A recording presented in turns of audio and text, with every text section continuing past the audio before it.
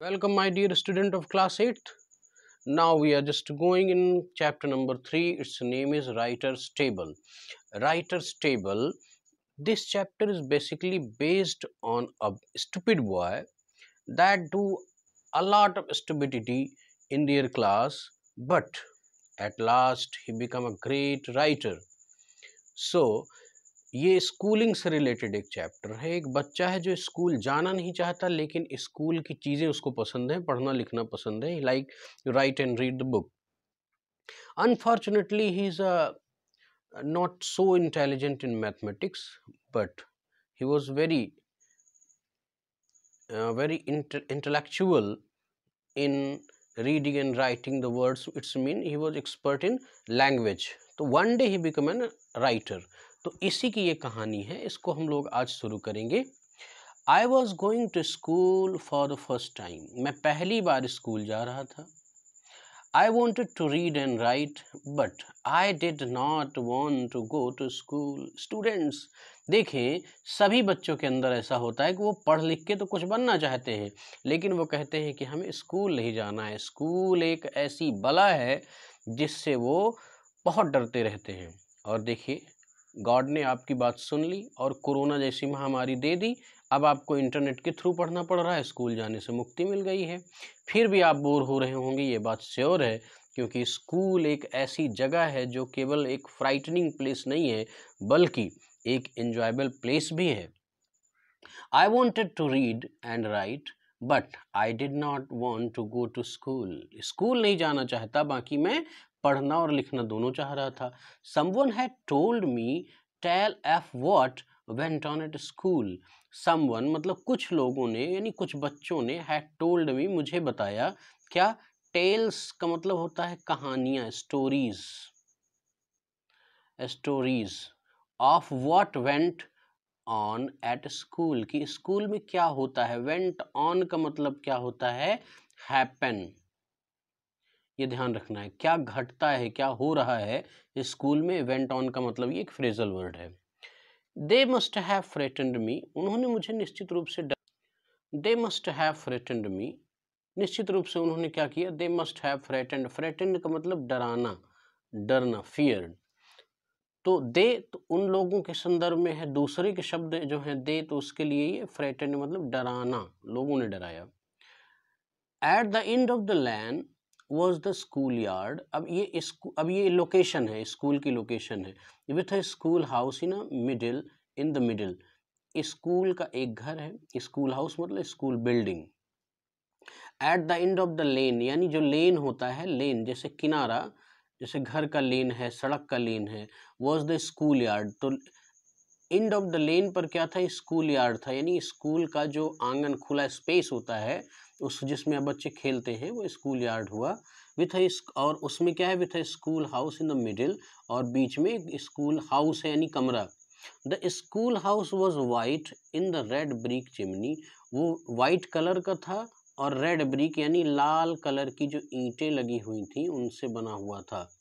Chimney का यहाँ पर अर्थ है कि with a red house and white with red brick chimney. Student समझ लें कि ये फॉरेन की स्टोरी है, विदेशों की स्टोरी है। और विदेशों में हर एक घर पर, जैसे मान लीजिए ये आपका एक घर है, suppose that this is your house, तो इस घर में अंदर एक चिमनी जरूर बनाई जाएगी, मतलब फायर प्लेस बनाया जाएगा, और उससे धुआं निकलने के लिए हम लोग एक चिमनी बनाते हैं। ये ब्रिटेन और यूरोप की स्टाइल है। क्यों? क्योंकि वहाँ पर ठंड बहुत ज़्यादा होती है और इस फायर प्लेस पर लकड़ियाँ रख दी जाती हैं, तो कमरा गर्म रहेगा।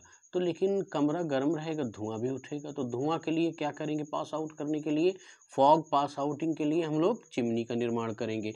तो वही कह रहा है कि the school house was white, वो तो सफ़ेद कलर का था school, with a red brick chimney, और लाल ईंटों से बनी चिमनी के साथ, यानी उसमें जो चिमनी थी वो लाल ईंटों की बनी थी। It had only one room, और इस स्कूल में कितने रूम थे? केवल एक ही थे। The black board was up in the front along with the teachers desk and the library, यानी जो इस टीचर की डेस्क है उसके ऊपर क्या लगा है? एक ब्लैक बोर्ड लगा हुआ है। द लाइब्रेरी वॉज अ टाल green cupboard with the door, और जो लाइब्रेरी है वो कैसी थी, एक लंबी सी ग्रीन कबर्ड थी। कबर्ड मतलब क्या, अलमारी, वो थी, वो भी बगल में लगी हुई थी, वही पूरी की पूरी लाइब्रेरी थी। There were rows of seats and desk for the boys and girls, यानी बॉयज एंड गर्ल्स के लिए रोज, यानी रो मतलब होता है कतार, यानी ये जैसे मान लीजिए ये स्कूल का कमरा है आपका, यहाँ पर टीचर की सीट है और ये ब्लैक बोर्ड है, ये एक रो हो गई, फिर 2 रो हो गई, 3 रो हो गई, या यूं कह दें कि ऐसे ऐसे रोज, ऐसे ऐसे रोज, ये बैठने की, यानी जो बच्चों के बैठने के लिए कतारें हैं, उनमें सीट्स एंड डेस्क लगी हुई हैं बॉयज एंड गर्ल्स के लिए। In the back of the room was a big iron stove, और school in the back of the room, यानी कमरे के बैक में was a big iron stove, एक बड़ा सा आयरन स्टोव। स्टोव क्या है स्टूडेंट, जैसे आजकल हम लोग गैस चूल्हा से खाना बनाते हैं, सिलेंडर से, एलपीजी गैस सिलेंडर से, तो उस समय ऐसा नहीं था, उसमें मिट्टी का तेल डाल के स्टोव होता था और उसी से खाना बनता था लकड़ी के अलावा, तो ये लोहे का होता था इसलिए आयरन स्टोव बोला गया। When we were called up for our first class, we sat on a long bench in front of the teacher's desk. Teachers के डेस्क के सामने एक लंबी सी बेंच में हम लोग बैठ गए। When we were called up for our first class, जब हम लोगों को अपनी पहली क्लास के लिए बुलाया गया, यानी जब बच्चा स्कूल गया तो फर्स्ट क्लास का अपना एक्सपीरियंस बता रहा है कि we sat on a long bench in front of the teacher desk. The teacher asked a question, और उसी समय टीचर ने एक सवाल पूछ लिया, जैसा कि हम टीचर्स की आदत होती है क्वेश्चन पूछने की, और ये क्वेश्चन पूछते ही आप सबसे ज़्यादा डिसलाइक करने लगते हैं उस टीचर को। What would we buy if we had $100, वो कह रहे हैं कि हम क्या खरीदें अगर हमारे पास $100 हों। तो यहाँ पर हम का अर्थ है कि टीचर इंक्लूड करके, सारे बच्चों को इंक्लूड करके ये बात कह रही हैं कि हम सभी लोगों के पास, अगर किसी के भी पास हम में से $100 हो तो हम लोग क्या खरीदेंगे। तो I have forgotten what Lawrence and Herald answered. अब वो ये जो बच्चा है वही आगे चल के राइटर है, वही अपना एक्सपीरियंस शेयर कर रहा है। तो वो क्या कह रहा है कि I have forgotten what Lawrence and Herald answered, मैं तो भूल ही गया कि लॉरेंस और हेराल्ड ने क्या जवाब दिया था इस प्रश्न का। किस प्रश्न का, कि what would we buy if we had $100। तो Leonard said that he would buy a horse, Leonard एक उसका मित्र है उसी में, वो कह रहा है कि वो तो क्या खरीदेगा, हॉर्स खरीदेगा, घोड़ा खरीदेगा, $100 अगर उसके पास होंगे। That was a good answer for a farm boy, ये तो बहुत एक अच्छा आंसर था, किसके लिए, किसान, फार्म मतलब किसानी करने वाले जो परिवार होते हैं उसके बच्चे जो है उसके लिए तो घोड़ा, उस जमाने में घोड़े की बहुत ज़रूरत थी। तो I said I would buy a table, और मैंने क्या जवाब दिया कि मैं एक टेबल खरीदूंगा, यस टेबल खरीदूंगा। The older boys and girls had been listening, और उसी क्लास में जो पुराने बच्चे थे, गर्ल्स एंड बॉयज थे, वो सुन रहे थे मेरी बात को। They all laughed at my answer, वो सभी मेरे जवाब पर हंस पड़े, क्योंकि मैं बोल रहा हूँ कि टेबल खरीदूंगा। अब बताओ टेबल क्यों खरीदेगा भाई।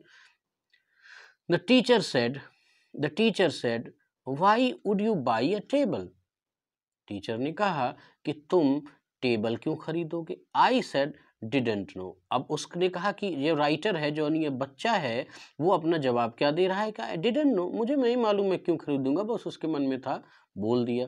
On the playground girls and boys said, और उस प्ले ग्राउंड में यानी जो स्कूल यार्ड था, गर्ल्स एंड बॉयज कह रहे थे कि a table, what are you going to do with your table, उसका मजा लेने लगे कि क्या करोगे टेबल, तुमको टेबल से क्या मतलब है, तो टेबल से तुम क्या करोगे, इस तरह से उसका मजाक उड़ाने लगे।